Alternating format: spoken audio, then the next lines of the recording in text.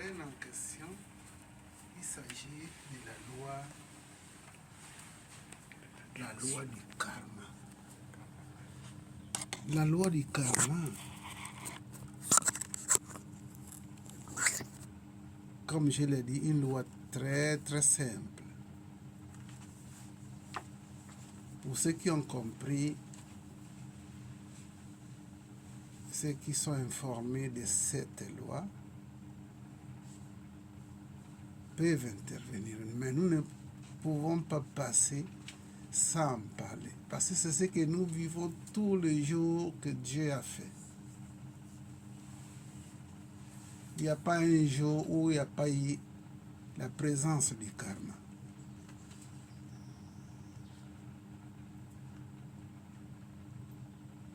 On peut rester 24 heures sans manger. Mais on ne peut pas rester 24 heures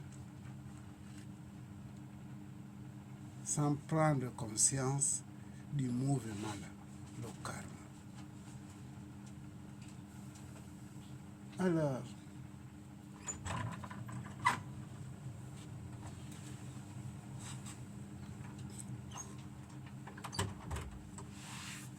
qui est informé de la loi du karma? Qu'est-ce que c'est cette loi?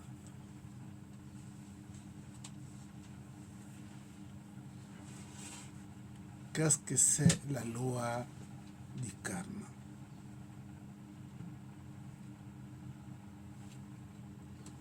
Oui, derrière là-bas. Namasté. Namasté. La loi du karma, le karma d'abord en lui-même, c'est l'accumulation des différentes malédictions qu'on a eu qu'on vient à récolter. Et par-dessus, la loi, c'est ce qui vient nous sanctionner. Parce que c'est ce qu'on dit, par exemple, si on dit de ne pas voler, celui qui vole va en prison. La prison pour toi, ce serait ton karma, parce que tu as volé. Donc c'est un peu dans ça pour moi la chose. Merci. Namasté. Namasté. La loi du karma. Oui, Moupa. Moi, c'est une question que je voulais poser. Allez-y. Est-ce que c'est possible de vivre sur cette terre sans faire du péché, sans commettre des actes négatifs? Bien. Est-ce qu'on peut vivre sans commettre le karma? Comment je peux dire ça? Je ne sais pas si c'est ça. Est-ce qu'il y a des gens qui vivent sur cette terre qui n'ont pas... qui évitent à tout prix à commettre le péché? La naissance est dharmique et karmique. C'est la naissance.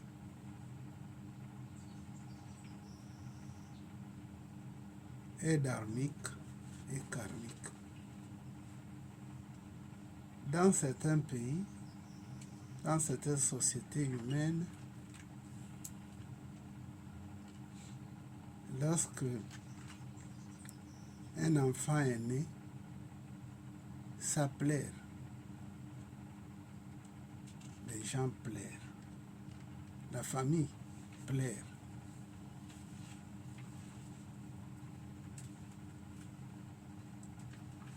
Et lorsque quelqu'un ou l'enfant meurt, si quelqu'un meurt, d'autres font de cela une fête.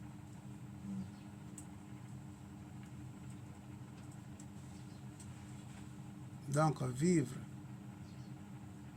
dans un monde, c'est possible qu'on puisse, si on est informé, dans le passé, on peut vivre sans créer des actions négatives. Si on est né dans une société, une famille spirituelle, l'éducation que nous recevons peut influencer positivement, peut nous influencer positivement et éviter de faire des actions négatives. Parce que l'éducation de base, ça influence tout enfant.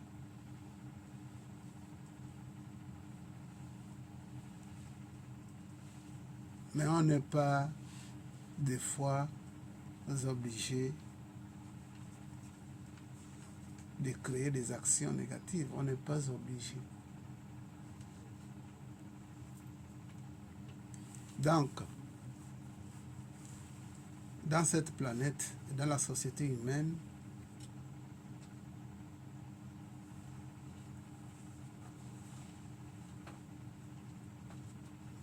on crée toujours un mouvement négatif qui est karmique, qui peut nous entraîner à payer des conséquences plus tard. Oui? Papa, namasté. Namasté. Moi, j'ai une question. Il m'a été raconté quand j'étais un peu plus petit qu'il y a un monsieur, il avait manqué de respect à un homme spirituel, un homme très spirituel. Et le monsieur là avait seulement dit à cet homme-là que va, l'univers va se changer de toi. Oui. Parler de Dieu en général. Oui. Et quelques années après, dans la famille du monsieur là, tous ses enfants sont fous. Ils ont? Tous ses enfants sont fous. Ils ont des problèmes. Oui. Filles, garçons, petits-fils. Maintenant, moi j'ai du mal à savoir. Ces enfants-là, ils n'ont rien fait. Ils n'ont même pas demandé à venir au monde, rien et tout. Et des gens disent que c'est parce que le monsieur là avait dit ça, parce qu'ils avaient un problème de terrain. Et ils avaient du mal à s'entendre. Et il a eu à dire des propos au monsieur là, qui était spirituel et tout. Et ça l'a pas plu, il ne s'est pas fâché. Mais comment des enfants qui n'ont même rien à voir avec cette histoire-là viennent à payer un acte qui ne les regardait ni de près ni de loin. Mais c'est eux qui viennent écouper de ce karma-là. Comment est-ce possible? Est-ce que Oui. c'est louable? Il y a un karma qu'on appelle le karma familial. Un karma familial est un karma créé par nos ancêtres. Nous avons mis les enfants au monde. Ces enfants-là ne sont pas innocents. Qu'est-ce qui les fait naître dans une famille problématique? Les enfants-là n'avaient rien fait par rapport à ce que leur père a fait.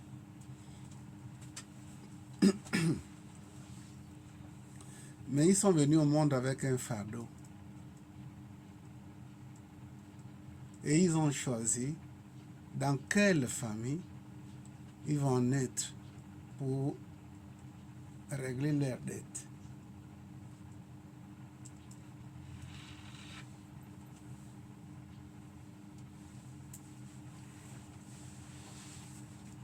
Les gens ont l'habitude de dire que je n'ai pas choisi d'être né dans cette famille. Les gens ont l'habitude de le dire, mais tout cela c'est par manque d'information. Tout le monde a choisi sa famille. Famille misérable, pauvre, riche. Ceux qui sont dans des familles comme ça, ils ont choisi ça. Oui. Ils ont choisi ça parce que pour régler leurs dettes, forcément, ils devaient passer par cette famille misérable. Oui, Moupa, avant que je ne continue. Non, je voulais savoir si quand ils choisissaient comme ça, ils étaient conscients ou inconsciemment. Ils étaient, en fait, vous allez voir, c'est-à-dire, il y a un écran qui est là, il y a plusieurs personnes devant l'écran. On le dit pour payer ta dette, Il y a plusieurs pays où tu peux payer ta dette. Tu naîtras dans quel... Si tu es mis au monde dans tel pays et dans telle famille, par des conditions de ce pays ou de cette famille, tu peux payer ta dette. Voilà l'autre pays là-bas. Voilà. Donc c'est toi qui choisis dans quel pays tu seras mis au monde et dans quelle famille. Quand on choisit ça, c'est un choix personnel. Mais des fois, on peut ne pas mesurer les conséquences ou le poids.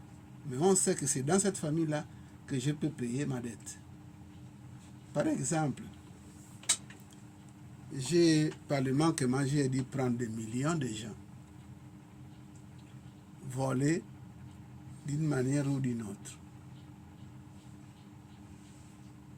Alors, pour que tu puisses payer cette dette-là, ce n'est pas dans une famille riche. On t'envoie naître dans une famille à problème, une famille de manquement. C'est là où tu paieras ta dette.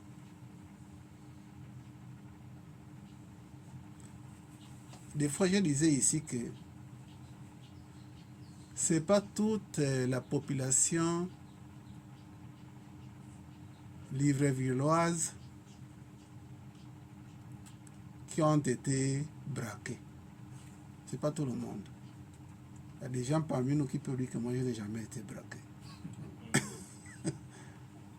Hein? Bon, maintenant, ceux qui ont été braqués là, et soutiré ce qu'ils avaient, les pièces et tout, le cellulaire, de l'argent. Les gars là sont seulement venus récupérer ce que ce type-là les devait. Nous, il ne faut pas la résistance, à part si tu es fort physiquement. Il ne faut pas résister. On vient te braquer, laisse-les prendre. Ça les appartient. Donc, les seigneurs du karma ont joué le jeu pour que tu rembourses. Maintenant, tellement que nous, on résiste, on peut sortir de là avec des blessures gauche et droite. Mais si on veut te donner, donne-moi ce que tu as. On te met le couteau ici et tout là. Si on a un peu de sagesse, on les laisse partir avec. Donc le braquage, les gars viennent récupérer ce qui les appartient. Tu les as braqués dans les vies passées, antérieures. Oui. Juste une simple question. Oui. Je voulais savoir, est-ce que le plan akashique existe réellement? Le plan akashique, c'est quel plan? Le plan akashique, c'est le plan des mémoires. Les mémoires, c'est des événements du passé qu'on met dans ces plans-là. C'est le troisième plan. Le troisième plan, c'est ce plan-là où il y a les archives de tous les êtres, des événements. Donc le plan akashique existe. C'est le plan de la mémoire. Oui. Par rapport au braquage que vous avez dit tout à l'heure, moi j'aimerais savoir. La dernière fois, j'étais en tombe, ça fait peut-être 1 ou 2 mois comme ça, un samedi, et on devait nous braquer. Ils étaient 3 ou 4, ils étaient déjà en train de se placer en position.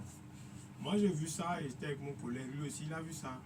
Bon, moi j'ai crié Baraka Bachad. Oui. J'ai crié ça très fort.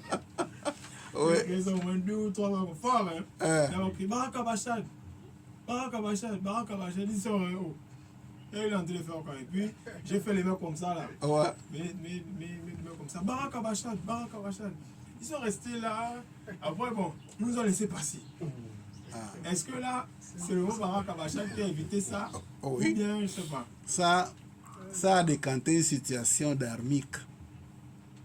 Parce que tout le monde a droit au dharma. Le dharma, c'est les actions positives que nous avons créées dans les vies antérieures. Donc une situation, un événement ou un mot peut déclencher la manifestation de cette loi dharmique. Donc, vous avez déclenché cette loi-là en disant Barakabashad. Et Barakabashad est un mot qui a des vibrations positives, qui a la sémence positive. Écoute, professeur, c'est un mot qui peut faire, ça peut faire peur aux profanes. Mais ils avaient peur. Oui, mais ils avaient peur justement. Et il les a épargnés de créer un karma parce qu'il les a bénis. Hein?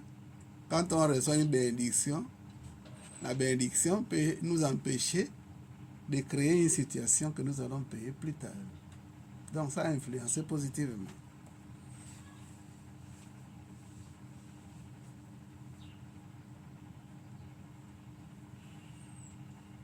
Donc par rapport...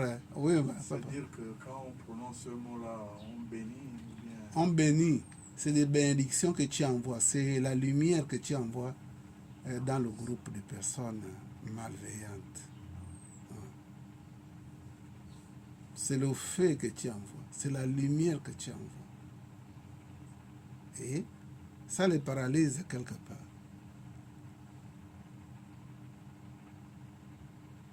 Il y a eu quelqu'un ont tué les gens avec une guerre comme ça. Donc les gens rentraient dans les maisons, tuaient les gens, volaient les choses et tout et tout. C'est comme ça que ces braqueurs-là, ou je ne sais pas comment les appeler, ils sont rentrés dans la maison d'un couple.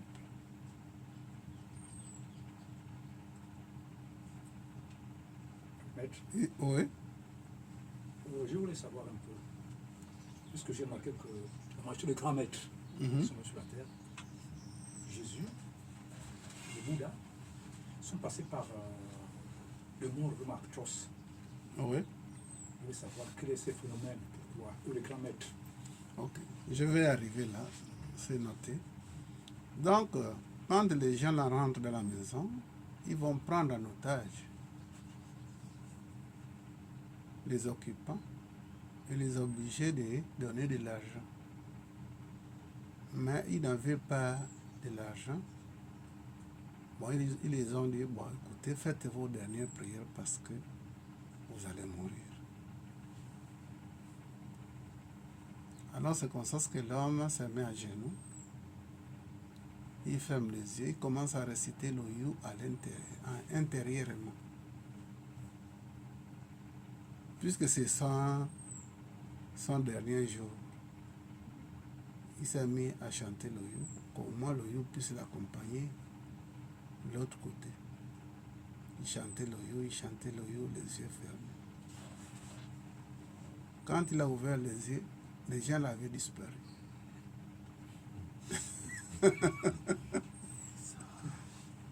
Ils avaient disparu.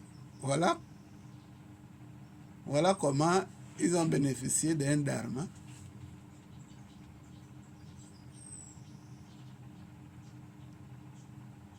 Et vous savez bien que l'Oyu est un nom sacré et secret de Dieu. Maintenant, par rapport à la question que papa vient de poser, Bouddha, Jésus, même Mahomet, parce que Mahomet est mort de la sorcellerie, la viande qu'il mangeait avec ses amis avait été ensorcelée par les femmes. Donc il est mort par l'empoisonnement alimentaire.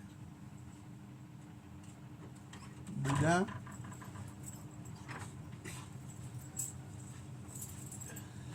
dans dans le temple,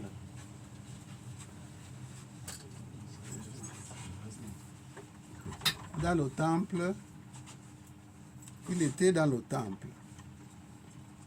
Et un mendiant, vouloir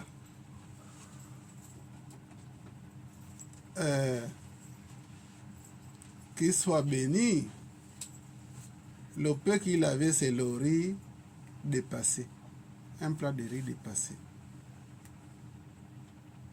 Il a voulu satisfaire le maître qui reçoit, qu'il puisse recevoir. Il a donné le maître le riz. Et quand le maître Bouddha, le prophète, quand il a mangé le riz là, ça lui a créé des problèmes. Donc, il est mort d'une intoxication alimentaire. Bouddha. Jésus, il semble qu'il prêchait la bonne parole, l'amour.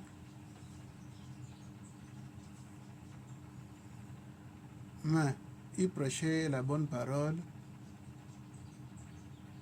aux consciences qui n'étaient pas prêtes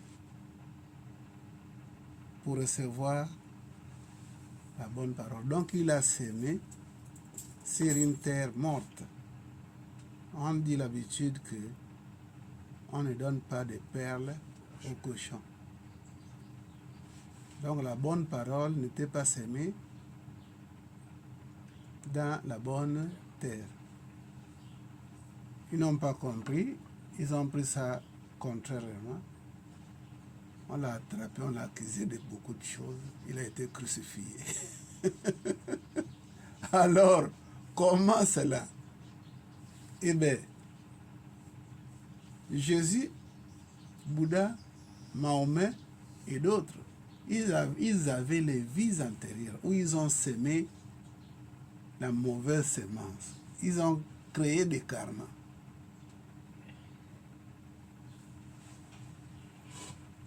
Ils ont créé le karma qui, ce karma-là, les a rattrapés dans la vie présente qu'ils vivaient.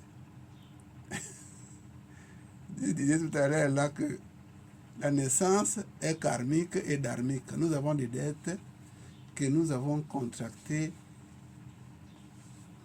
à des centaines d'incarnations et on doit les régler.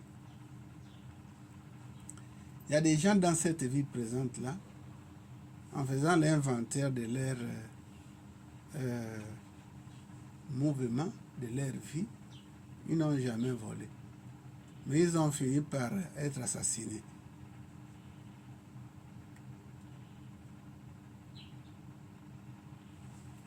Donc l'histoire de Bouddha et d'autres prophètes, c'est des vies antérieures qui intervenaient dans leur vie présente là. Donc pour dire que leur corps était chargé vraiment de karma, Oui, oui. Nous-mêmes en tant qu'âme, on est chargé de karma, des actions négatives que nous avons contractées dans les vies passées. Bon, il est même... En fait, les gens ne peuvent pas informer cela aux fidèles parce que les fidèles, ils ont une autre théorie. Ils pensent qu'un homme, Dieu, c'est quelqu'un qui n'a pas de péché, quoi. Donc, ils ne peuvent pas comprendre ça. D'où de telles informations. Bon, ça m'étonnerait même si les pasteurs, ils ont ça comme information. Parce qu'ils disent que Jésus était un enfant immaculé qui est venu de manière immaculée, sans péché. Mais personne ne peut venir sur terre sans péché. Tous ceux qui sont nés, ils ne sont pas innocents, mais coupables. Personne n'est innocente. Nous venons avec nos croix dès la naissance. Donc personne n'est innocente, mais tout le monde est coupable. Donc ça veut dire que la croix là, c'est déjà un motif.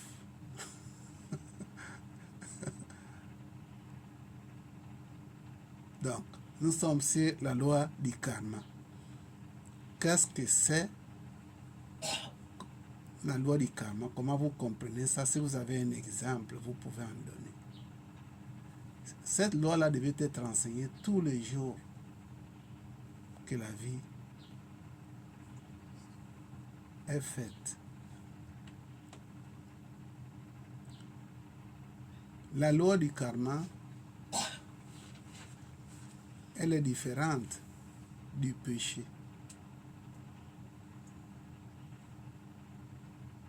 Parce que la théorie du péché veut dire que tu peux être pardonné.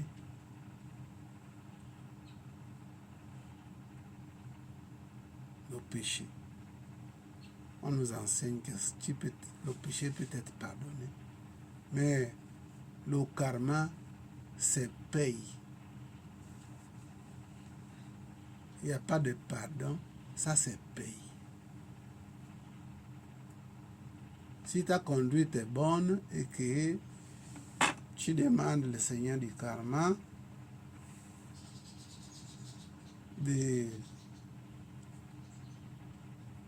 d'apaiser ou d'effacer ton karma, cela ne veut pas dire, si tu ne payes pas ça physiquement, cela ne veut pas dire que tu es hors.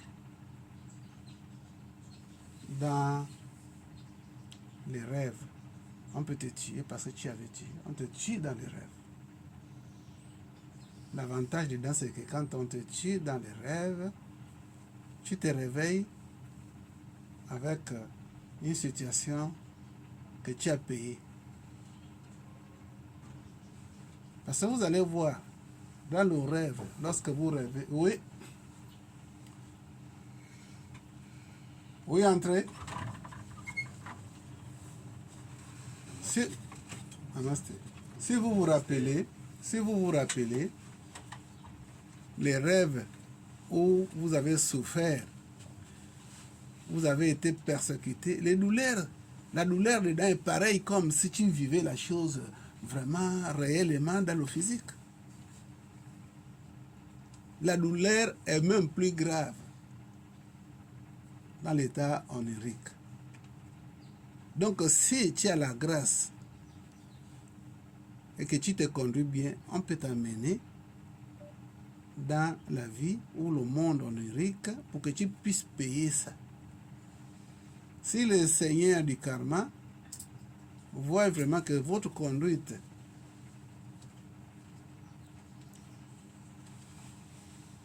est bonne, vous pouvez être épargné de payer ça physiquement, on vous fait payer ça dans les rêves. C'est une grâce. Parce qu'ils voient que si on te fait payer ça physiquement, ça peut retarder ta réalisation. Parce que la réalisation se passe pendant que nous vivons, c'est là où nous travaillons pour la réalisation de soi. Ça peut retarder parce que on te tue, tu dois revenir, tu vas commencer par un âge moins avancé avant de prendre conscience. Donc, tu peux être épargné par rapport à cela.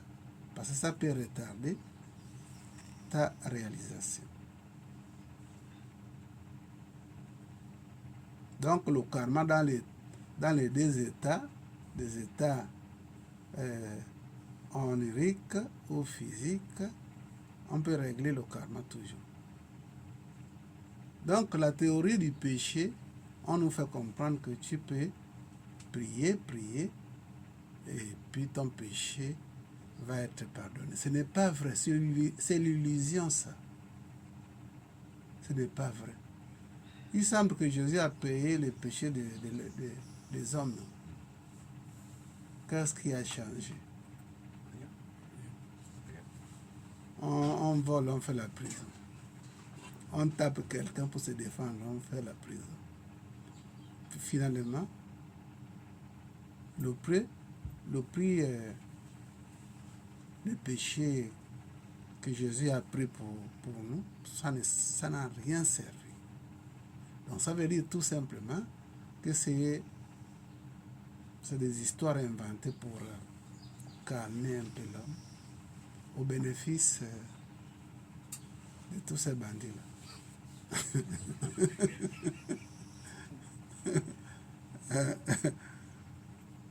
Donc le karma,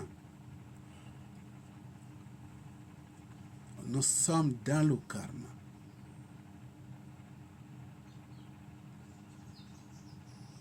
Et je vous rappelle que c'est le karma qui est cause de tous les problèmes que nous vivons ici et maintenant.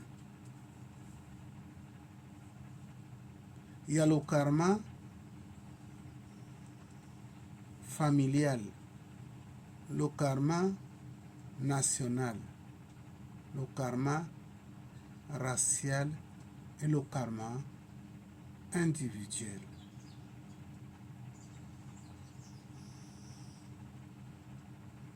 Donc le cas que l'office derrière là-bas a dit quelqu'un qui a dit mépriser un monsieur, le monsieur a dit vas-y, je remets tout ça à l'univers, l'univers va régler ça.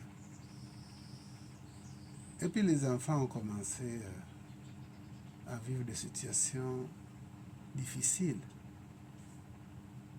Eh bien là, si c'est à cause de ce que le monsieur a créé, ça devient un problème familial, un karma familial. Regardez l'histoire de le bateau Esther Mystère ou bien Mystère. Voilà. Les problèmes que ce bateau-là a eu. Les gens sont morts dans les conteneurs et tout. Piégés. Les bandits ont fui. Alors, les bandits ont dit nager, ils ont fui. Et les autres sont morts. Vous voyez, ce problème-là, c'est quand même bizarre. étrange.